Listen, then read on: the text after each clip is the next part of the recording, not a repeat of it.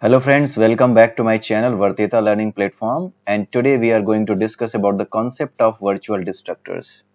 Why we need virtual destructors, what is the practical use of them, when to use them, how to use them, we are going to see that. So I have created one class base class, right? This is the constructor of the base class.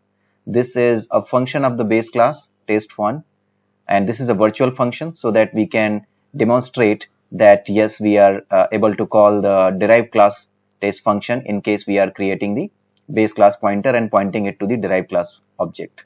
Okay, so apart from that, I have created a destructor. This destructor is doing the destruction of whatever you have constructed in base class.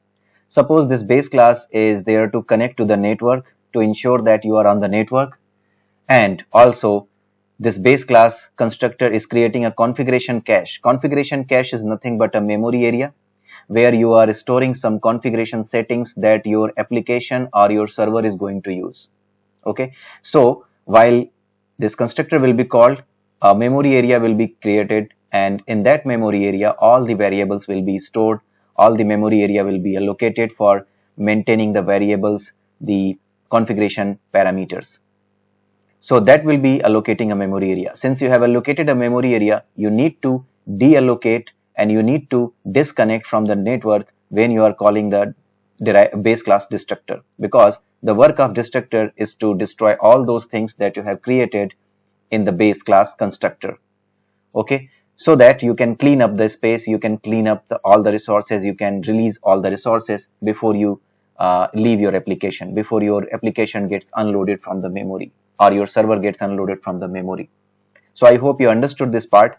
Now the other class is a derived class which has been derived from the base class. Suppose this derived class is connecting to a particular DB, MongoDB. This connection, network connection, is a base class work, but this class is connecting to a specific database, and it is initializing a local cache to get the data from the database.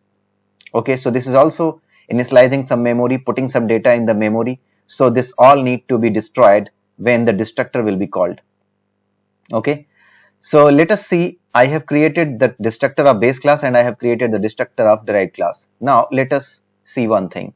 What happens when I create a base class pointer *p is equal to new derived class. So this base class pointer is pointing to derived class. We are creating a new instance of derived class, and this derived class pointer is pointed to by the base class pointer. This is what we do in case of virtual functions, or you can say in case of polymorphism, runtime polymorphism.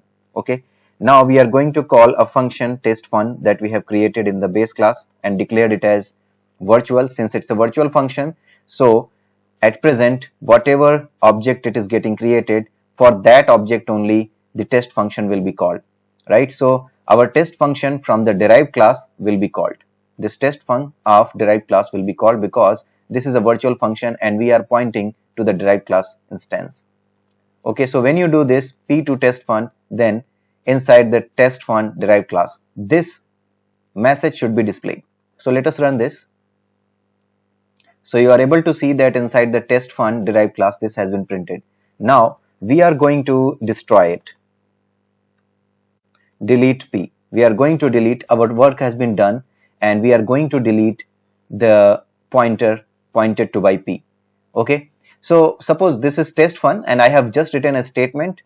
Inside this test fun you can perform some action like connected to the MongoDB, you can fetch some records and maintain it in the local cache, or you can update anything updated in the database in the local cache.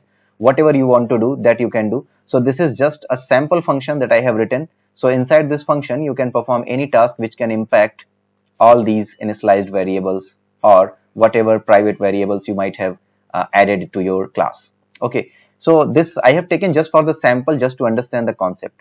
Okay, now let us see when I delete p, then what happens. See, when I call this delete p, then obviously we know that the destructor of the class will be called, right? So the destructor of this object pointed to by p will be called. So this destructor has been called, right? Because we are calling the destructor on p. So the destructor of this class has been called, the base class, right? But the thing is, once this is destroyed, then you don't have any other way to reach to these two spaces, because while calling the base class destructor, you have destroyed everything in the base class only, but you are not able to destroy anything inside the derived class. So anything like connection to the MongoDB and connection to, the initialized local cache, the memory area where you have maintained your local cache inside the derived class logic, that has not yet been cleared, right? So who will clear that? How to clear that, right? So it means that we need to ensure that derived class destructors are called along with the base class destructor. Okay, so for that, what we need to do, we simply need to do one thing, that in the base class destructor, before the base class destructor name, just add a keyword virtual. Okay, once you add this keyword virtual and you run this application, then you can see like when the destructor will be called, like when the delete p will be called, the first of all the derived class destructor will be called. So this way, any memory area that was captured and that was allocated by the derived class, that will also be destroyed, and any connection that was made to the MongoDB or any database or anything that was initialized, that will be destroyed inside the derived class. Okay, so after the derived class destructor has been called, then it has called the base class destructor as well. So anything which is in the base class, that will also be destroyed. So this way we will be able to ensure the complete cleanup of whatever resources we have attached, whatever resources we have acquired, all those resources will be released properly and there will be no memory leakage. If we don't give this virtual, then you can see that this memory area occupied by these two activities, these two cache and MongoDB connection, that was not getting destroyed. So this was still leaking the memory. That was still a memory leak. There was some memory, but it was still not, we were not able to reach there. So it was something like a dangling memory, you can say.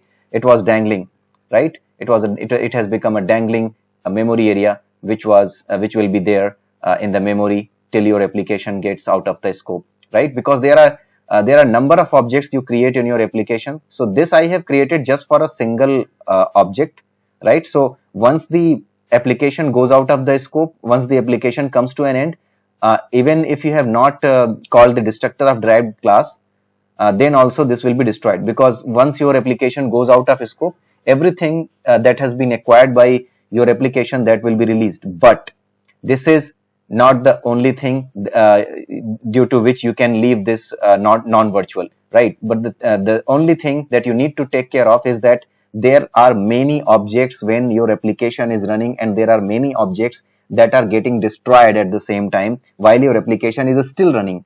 So this is only a single object. There can be many objects in your application, and if you by mistake don't make the base class destructor virtual, then your objects will be getting deleted, but the memory, dangling memory, will still be there. Memory will be leaking, and that may hamper the performance, and that may hamper the memory layout of your application at the runtime, and you can see some unwanted results while your application is running at the runtime. Okay, so I hope now you have understood the concept of virtual destructors. This is a very simple concept. People just learn it by heart, that just add virtual, then you will be able to call the derived as well and base as well. But why it is done, this is the complete explanation that you have seen here on my channel. So I hope you have got the point, and you might have understood it well. And I would request you guys, if you are finding these videos and my channel helpful, then please keep sharing my videos, like this video and subscribe my channel, and also press the bell icon so that you can get the notifications as soon as I put any new video on this channel. So have a nice day, and bye bye. Thank you.